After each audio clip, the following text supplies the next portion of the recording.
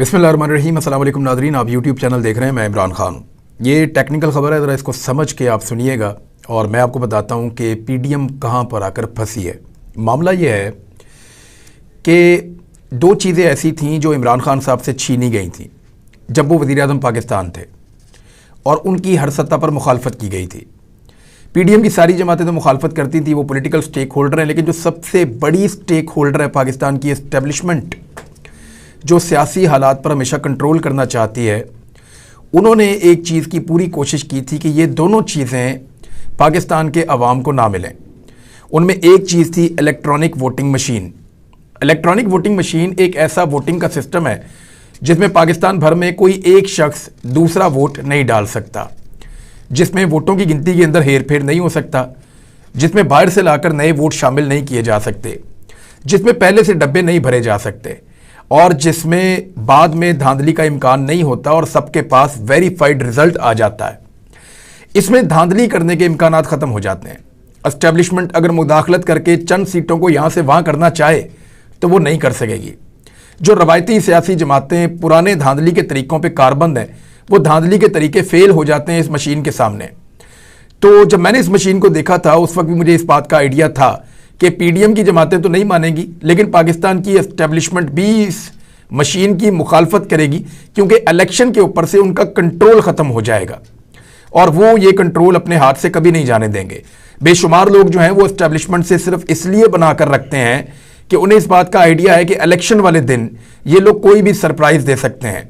ये लोग एक जीती हुई सीट को हारी हुई नशिस्त के अंदर कन्वर्ट कर सकते हैं और आप बाद में जितना मर्जी धांधली का शोर मचाएं, वहाँ पे फिर अदलिया में आपका केस ही चलता रहता है और 5 साल गुजर जाते हैं और जो शख्स धांधली करके आया होता है वो 5 साल वहाँ पे अवाम का मुंतखब नुमाइंदा बन के रहता है, कम वोट लेने के बावजूद। तो इलेक्ट्रॉनिक वोटिंग मशीन छीन ली थी। दूसरी जो चीज़ छीनी गई, जिसके लिए इमरान खान साहब ने कानून साजी भी की थी, वो थी ओवरसीज़ पाकिस्तानियों के वोट का हक। ये एक बहुत इंपॉर्टेंट चीज़ है और ये एक ऐसी चीज़ है जिससे सब भाग रहे थे। जब इमरान खान साहब एस्टेब्लिशमेंट की आंखों में खुटकने लगे और उन्हें लगा कि इस शख्स की ज़रूरत नहीं है, रजीम चेंज ऑपरेशन का फैसला हो गया। जब पाकिस्तान में पीडीएम की जमातों को इकट्ठा करके हुकूमत में लाने का फैसला हुआ तो ये फैसला भी हो गया कि इमरान खान को दोबारा वापस नहीं आने देना। ओवरसीज़ पाकिस्तानी, आप दुनिया में कहीं भी ट्रैवल करें, जिस मर्जी मुल्क में जाएं, आपको 90% से ज़्यादा पाकिस्तानी इमरान खान के सपोर्टर मिलेंगे। ओवरसीज़ पाकिस्तानी जो हैं वो उन मुल्कों में रहते हैं जो मुल्क पाकिस्तान से ज़्यादा खुशहाल और बेहतर हैं, इसीलिए वो पाकिस्तान को छोड़कर उन मुल्कों में जाते हैं। वो मुल्क खुशहाल इसलिए हैं कि वहाँ पे अवाम को इज्जत दी जाती है और जो अल्ले तल्ले और जिस तरह की मौज मस्ती यहाँ पे सियासतदानों को मैसर है, वैसी उन मुल्कों में नहीं है। तो वो जो ओवरसीज़ पाकिस्तानी जो कुछ बाहर देखते हैं, उसके बाद उन्हें रवायती सियासी जमातों से नफरत हो जाती है, इसलिए वो इमरान खान साहब को वोट डालना चाहते हैं। 90% से ज़्यादा लोग ऐसे हैं ओवरसीज़ पाकिस्तानियों में जो इमरान खान के वोटर हैं और जब भी इनको आजमाया गया तो इनमें वोट डालने की रेशो भी पाकिस्तान के अंदर रहने वालों से ज़्यादा है। यानी एक तजुर्बा किया गया था 2018 के ज़िमनी इंतखाबात में, तो पता चला कि ये लोग 80% तक वोट डालते हैं।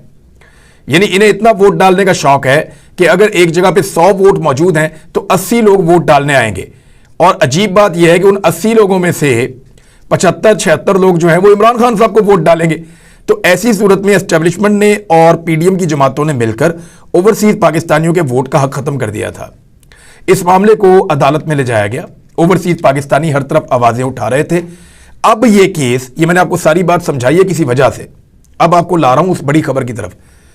अब ये केस जो है पीडीएम की बहुत सारे शोर के बावजूद, उनके एतराज़ात के बावजूद चीफ जस्टिस ऑफ पाकिस्तान डट गए हैं। सुप्रीम कोर्ट में ओवरसीज़ पाकिस्तानियों की वोटिंग से मुताल्लिक दरखास्तें समाअत के लिए मुकर्रर कर दी गई हैं। 3 मार्च को इसकी समाअत करेगा सुप्रीम कोर्ट ऑफ पाकिस्तान का 3 रुकनी बेंच। इस बेंच की सरबराही करेंगे जस्टिस जनाब एजाजुल एहसन साहब और दीगर दो मुअज़्ज़ज़ जज साहिबान इसमें हैं। उनमें एक जस्टिस मुनीब और एक जस्टिस जनाब मज़ाहिर नकवी साहब। अब ये 3 जजेस ओवरसीज़ पाकिस्तानियों के वोट के हक के लिए वहां पे केस सुनेंगे। अब पीडीएम कभी नहीं चाहेगी कि ओवरसीज पाकिस्तानियों को वोट का हक मिले। क्योंकि इस प्रोसीजर में थोड़ा सा टाइम लगना है। अगर अदालत यह फैसला कर देती है अगले 1 महीने के अंदर या 1.5 महीने के अंदर कि ओवरसीज पाकिस्तानियों को वोट का हक हर हाल में दिया जाए, तो फिर इसकी तैयारी में 1, 2, 3 महीने लग जाएंगे। यानी 4-5 महीने के अंदर अंदर ओवरसीज पाकिस्तानियों के पास वोट डालने का हक आ जाएगा और उसका तरीकाकार भी तय हो जाएगा। पाकिस्तान के अंदर कौमी असम्बली के कम से कम 100 हल्के ऐसे हैं जहां पे ओवरसीज पाकिस्तानियों के वोट से फर्क पड़ता है, यानी वहां पे नशिस्त इधर से इधर जा सकती है। और लगभग 70 हल्के ऐसे हैं जहां पे बहुत बड़ा फर्क पड़ता है और लगभग 50 से ज्यादा हल्के ऐसे हैं जहां पे फैसला कुन फर्क पड़ता है ओवरसीज पाकिस्तानियों के वोटों से। अब पीडीएम ये सारी सीटें हारना नहीं चाहती और ये सारी सीटें इमरान खान साहब को मिल जाएंगी। पीडीएम बुरी तरह फंस गई है। अगर इलेक्शन को डिले के अंदर लेकर जाती है या कौमी असम्बली के, क्योंकि सूबाई असम्बली के इलेक्शन तो 90 दिन के अंदर अगर होने हैं और वो होने हैं आईने पाकिस्तान के मुताबिक, तो वो तो 9 अप्रैल से 16 अप्रैल के बीच में किसी भी दिन हो जाएंगे। यानी इससे पहले पहले ही होने, इससे आगे जाना तो मुमकिन नहीं है जब तक कि कोई कंसेंसस नहीं बन जाता सारी पॉलिटिकल पार्टीज का। तो रमजानुल मुबारक के अंदर ये इंतखाबात आने हैं। बहुत ज्यादा भी होगा तो सारे मिलकर फैसला करेंगे कि रमजानुल मुबारक के बाद यानी छोटी ईद के बाद ये इंतखाबात करवा दिए जाएं। बहुत मुमकिन है कि ये हो जाए, लेकिन 90 दिन और आईनी हद के मुताबिक रमजानुल मुबारक के बीच में इंतखाबात होने हैं। अब ये वाला मामला तो हो गया सेटल। ये वाले इंतखाबात, इनमें ओवरसीज पाकिस्तानियों का वोट, ये बहुत मुश्किल चीज है। और वो मुश्किल इसलिए है कि जब अदालत कहेगी कि इसको किया जाए तो फिर इलेक्शन कमीशन टाइम मांगेगा और जब टाइम मांगेगा तो 90 डेज से ऊपर जाएगा। तो हो सकता है यहां पे ना हो, लेकिन कौमी असम्बली के इंतखाबात में, सिंध के इंतखाबात में, बलूचिस्तान के इंतखाबात में ये ओवरसीज पाकिस्तानियों का वोट शामिल हो जाएगा। इस्लामाबाद वाले इंतखाबात के अंदर भी जो कौमी असम्बली के होंगे वो पूरे पाकिस्तान में ही होंगे। तो ओवरसीज पाकिस्तानियों का वोट शामिल होने से वहां बहुत बड़ा फर्क पड़ जाएगा। अब पीडीएम फंस गई है बुरी तरह। जल्दी इंतखाबात करवाती है तो इलेक्शन हार जाते हैं। इकॉनमी का बेड़ा गर्क कर दिया, कुछ पल्ले नहीं है। आईएमएफ की मुश्किल तरीन शराइत मानने पर ये लोग मजबूर हैं। और अगर इलेक्शन को डिले करती है या दूर लेकर जाती है तो ओवरसीज पाकिस्तानी मुमकिना तौर पे वोट डालने के काबिल हो जाएंगे। अभी लगभग तंग आके 8.5 लाख पाकिस्तानी 8.5 लाख पाकिस्तानी इस 1 साल में पीडीएम की हुकूमत बनने के बाद से लेकर अब तक तंग आकर पाकिस्तान छोड़ चुके हैं। वो किसको वोट डालेंगे? इनको डालेंगे जिनकी वजह से मुल्क छोड़कर गए हैं। कोई 91 लाख पाकिस्तानी आज से 1.5-2 साल पहले तक थे पाकिस्तान से बाहर। ये 1 करोड़ लोग हैं। तो 1 करोड़ लोगों का मतलब है 1 करोड़ वोटर्स। एक बड़ी पॉलिटिकल पार्टी जो होती है ना, बहुत तगड़ी, वो 1 करोड़ वोट टोटल नहीं ले सकती। इमरान खान साहब की पार्टी ने बहुत वोट लिए थे, इससे ज्यादा लिए थे बहुत। पीएमएलएन ने भी इसके आसपास लिए थे, लेकिन पीपल्स पार्टी ने इतने वोट ही नहीं लिए थे। तो इससे ज्यादा वोट बाहर से पड़ जाएंगे जितने पीपल्स पार्टी ने की और जमातों ने लिए थे। ये इतना बड़ा वोटर है वहां बाहर बैठा हुआ। और अगर 1 करोड़ में से वोट डालने के लिए 80 लाख आते हैं तो ये याद रखिएगा कि 70 लाख तो इमरान खान को पड़ जाएगा। तो वो वोट फैसला कुन होगा बहुत सारी सीटों के ऊपर और पीडीएम को शिकस्त हो जाएगी। ये वजह है कि अब वो बुरी तरह फंस गए हैं। और सुप्रीम कोर्ट ऑफ पाकिस्तान को अगर वो ये कहते हैं कि इंतखाबात ना करवाए जाएं और इंतखाबात बहुत आगे ले जाए जाए तो फिर ओवरसीज पाकिस्तानियों के वोट बर्दाश्त करने पड़ेंगे। और अगर जल्दी करवाते हैं, ओवरसीज पाकिस्तानियों से बचते हैं, तो फिर ये हो जाएगा। वैसे बज़ाहिर ये सूरत हाल है, इसका कोई और भी हल निकल सकता है। देखें आने वाले वक्त में क्या होता है। लेकिन 2 बड़ी खबरें हैं, मैं आपको बता देता हूं। अभी चीजें थोड़ी तब्दील हो रही हैं और एस्टेब्लिशमेंट क्या सोच रही है, वहां पे क्या डिवाइड है, वो भी मैं आपको बताता हूं और पक्की खबर आपको दूंगा। अभी पीटीआई के 32 अरकान कौमी असम्बली को डी नोटिफाई करने का नोटिफिकेशन मुअत्तल कर दिया गया है। पाकिस्तान तहरीक इंसाफ के 32 अरकान कौमी असम्बली को डी नोटिफाई करने का नोटिफिकेशन मुअत्तल हो गया है। इनमें 27 नशिस्तों पर ज़िमनी इंतखाबात रोक दिए गए हैं। 5 नशिस्तें जो हैं वो ख़वातीन की थी, वो भी वापस आ गई हैं। तो वो ख़वातीन बहाल हो जाएंगी और ये 27 वापस आ जाएंगे। तो ऑटोमेटिकली जो अपोजिशन लीडर बनेंगे वो पाकिस्तान तहरीक इंसाफ के बनेंगे। देखना है कि कौन बनते हैं। बहरहाल कौमी असम्बली की 27 नशिस्तों पर ज़िमनी इंतखाबात रोक दिए गए हैं और 32 अरकान कौमी असम्बली को डी नोटिफाई करने का जो नोटिफिकेशन था इलेक्शन कमीशन ऑफ पाकिस्तान ने जो किया था स्पीकर के कहने के बाद, उसको मुअत्तल कर दिया गया है। तो अब फाइनली ये है कि पाकिस्तान तहरीक इंसाफ के अरकान असम्बली की पोजीशन बहाल हो गई है। और वो पोजीशन बहाल होने के बाद अब अपोजिशन लीडर उसूली तौर पर इमरान खान साहब का बनता है। तो बहुत मुमकिन है कि अदालत के अंदर जो केसेस चल रहे हैं सुप्रीम कोर्ट ऑफ पाकिस्तान उनको कौमी असम्बली की तरफ रेफर कर दे और वो कहे कि दोनों पार्टियां मिलकर बैठ के फैसला कर लें। लेकिन क्या दोनों मिलकर बैठ के फैसला करेंगे? दोनों मिलकर बैठकर तब तक फैसला नहीं करेंगे जब तक कि एक फरीक के ऊपर एस्टेब्लिशमेंट का हाथ है। देखिए, माजी में बहुत सारे लोग ये शिकवा करते रहे कि इमरान खान साहब के सर के ऊपर एस्टेब्लिशमेंट का हाथ था, तो उस वक्त वो मुज़ाकरात नहीं कर रहे थे। और आज एस्टेब्लिशमेंट का हाथ जो है वो पीडीएम जमातों के सर के ऊपर है, तो अब वो मुज़ाकरात नहीं कर रहे। लेकिन अगर एस्टेब्लिशमेंट अपना हाथ उठा ले तो मुज़ाकरात हो सकते हैं। एस्टेब्लिशमेंट इस वक्त एक शदीद किस्म की तकसीम का शिकार है। वो दो हिस्सों में डिवाइड हो चुके हैं। एक हिस्सा ये कह रहा है कि फौरी तौर पे पाकिस्तान का जो हल है तमाम मसाइल का, वो 3 इशूज को समझते हैं। नंबर 1 सियासी, नंबर 2 माशी, नंबर 3 सिक्योरिटी।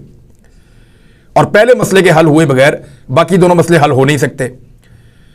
और वो हुकूमत जिसको अवाम की सपोर्ट हासिल ना हो वो पाकिस्तान को दलदल से निकाल नहीं सकती। तो एस्टेब्लिशमेंट के एक बड़े हिस्से का यह सोचना है कि इंतखाबात पाकिस्तान में होने चाहिए और गैर जानिबदारी की एक पॉलिसी होनी चाहिए एस्टेब्लिशमेंट की। जबकि एस्टेब्लिशमेंट का एक दूसरा हिस्सा भी है। यह वो हिस्सा है जो रिजीम चेंज ऑपरेशन में खासा मुतहर्रिक रहा था और इसने यह गुनाह कबीरा किया पाकिस्तानियों के साथ, जिसकी वजह से आज हम ये दिन देख रहे हैं। पाकिस्तान के अंदर 42% की महंगाई पिछले साल की निस्बत रिपोर्ट हुई है। जितनी महंगाई पिछले साल थी उसकी निस्बत 42% ज्यादा महंगाई रिपोर्ट हुई है। आदादो शुमार सरकारी हैं उनके मुताबिक। यह किया इन्होंने पाकिस्तान के साथ। बहरहाल ये जो कुछ भी हुआ, जो इस तजर्बे के अंदर शामिल थे, जो सहूलतकार थे, जो हैंडलर्स थे और जो रिजीम चेंज ऑपरेशन का हिस्सा बना, एस्टेब्लिशमेंट का जो हिस्सा, वो अभी भी कंट्रोल करना चाहता है। और कंट्रोल इसलिए करना चाहता है कि वो इमरान खान को अपने लिए खतरा समझता है। एस्टेब्लिशमेंट के अंदर ज्यादातर लोग वो हैं जो नौकरी पेशा हैं। उनका मसला यह है कि अगर एक ऐसा आदमी जिसको हमने निकाला था वो वापस आ गया तो वो हमें निशान इबरत बनाएगा या हमारे लिए हालात मुश्किल कर देगा और हमारी नौकरियां खराब हो जाएंगी। लिहाजा वो कोशिश करके इमरान खान को अभी भी रोकना चाहते हैं। तो ये जो एक डिवाइड है, ये जो दूसरी तरह के लोग हैं एस्टेब्लिशमेंट में, इनकी तादाद कम है, लेकिन ये डिवाइड जो है वो एक प्रॉब्लम पैदा कर रही है और इसी का फायदा पीडीएम की जमातें उठा रही हैं। इमरान खान साहब ने एफआईए को एक खत लिखा है। ये खबर भी मैं आपको बताता हूं। ममनुआ फंडिंग केस में फॉरेन एक्सचेंज एक्ट के तहत जो दर्ज किया गया मुकदमा और शामिल तफ्तीश होने के लिए इमरान खान साहब ने एफआईए को एक खत लिखा है। इमरान खान साहब ने मौक़िफ़ इख्तियार किया कि आखिरी बार शामिल तफ्तीश होने के लिए दरखास्त कर रहा हूं। एफआईए को 3 बार पहले भी शामिल तफ्तीश होने के लिए लिख चुका हूं और वीडियो लिंक पर दस्तयाबी भी जाहिर की है और यह भी कहा है कि टीम चाहे तो वो आकर मेरे से तफ्तीश कर ले। एफआईए जहां चाहे मुकदमे के हवाले से सवालनामा भेज दे। बज़ाहिर लगता है कि एफआईए मौजूदा हुकूमत के ज़ेरे असर है और खत में इमरान खान साहब ने तहरीरी बयान भी जमा करवाने की ख्वाहिश का इजहार किया कि अगर कहते हैं तो मैं तहरीरी तौर पर अपना बयान दे देता हूं। इमरान खान ने मौक़िफ़ इख्तियार किया कि तहकीकात के बगैर मुकदमा दर्ज किया गया। इस दौरान हकीकी आज़ादी मार्च में मुझ पर कातलाना हमला हुआ और गोलियां लगीं, जिसकी वजह से जिस्म पर कई जख्म आए और मैं अस्पताल में ज़ेरे इलाज रहा। खत में इमरान खान साहब ने लिखा कि इमरान खान पर कातलाना हमले के खिलाफ वजीराबाद में मुकदमा दर्ज किया गया है। इमरान खान ने 3 दिसंबर, 30 जनवरी और 4 फरवरी को एफआईए को खत लिखा और वीडियो लिंक या खत के जरिए अपना बयान रिकॉर्ड करवाने के लिए एफआईए से दरखास्त की।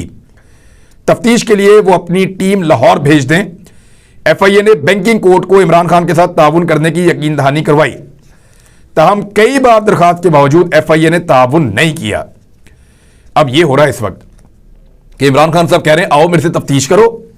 फॉरेन फंडिंग केस जो बनाया हुआ है, ममनुआ फंडिंग केस, उसमें इमरान खान साहब कह रहे हैं कि आओ और आकर मेरे से तफ्तीश करो, और वो तफ्तीश नहीं कर रहे। इमरान खान साहब अपना मौक़िफ़ देना चाहते हैं और एफआईए उनका मौक़िफ़ नहीं ले रही। ये है जी सूरत हाल इस वक्त एफआईए की और इंपोर्टेड हुकूमत की, और इन केसों की हकीकत ये है। दूसरी जानिब जो गुलाम महमूद डोगर सीसीपीओ लाहौर, जिनको सुप्रीम कोर्ट ऑफ पाकिस्तान ने हुक्म दिया कि उनको बहाल किया जाए, तहरीरी तौर पे हुक्मनामा आ भी चुका है। इसके बावजूद मुझे ये पता चला है कि ये फैसला कर दिया गया है एस्टेब्लिशमेंट की जानिब से कि गुलाम महमूद डोगर साहब को तैनात नहीं होने दिया जाएगा। और न सिर्फ फैसला किया गया है बल्कि जो पंजाब की काबीना बनी हुई है वहां से भी ये फैसला करवा दिया गया है कि उनको तैनाती नहीं दी जाएगी और फिर इस हवाले से दरखास्त भी दायर की जाएगी। तो अब ये स्ट्रेटजी है सुप्रीम कोर्ट ऑफ पाकिस्तान के हवाले से। ये एक तौहीन अदालत का केस बनता है अगर वो इसको सुनना चाहें, क्योंकि उनका एक फैसला है, फैसले की खिलाफ वर्जी हो रही है, फैसले के ऊपर अमल नहीं हो रहा और अमल ना करने वाली कोई सियासी नहीं, एक निगरान हुकूमत है, तो उनकी इतनी जरूरत तो है नहीं। वो तो एस्टेब्लिशमेंट के कलपुर्जे हैं और उनके कहने के मुताबिक बगल बच्चों की तरह वही काम कर रहे हैं। लिहाजा अगर ये तैनाती नहीं होती तो एस्टेब्लिशमेंट की ख्वाहिश तो पूरी हो जाएगी, लेकिन कुर्बानी निगरान हुकूमत के लोगों की हो जाएगी। तो नाज़रीन, अब तक के लिए इतना ही। अपना ख्याल रखिएगा, अपने इस चैनल का भी। अगले वीलॉग में कुछ और अच्छी खबरें हैं वो आप तक मैं पहुंचाऊंगा। अल्लाह हाफिज।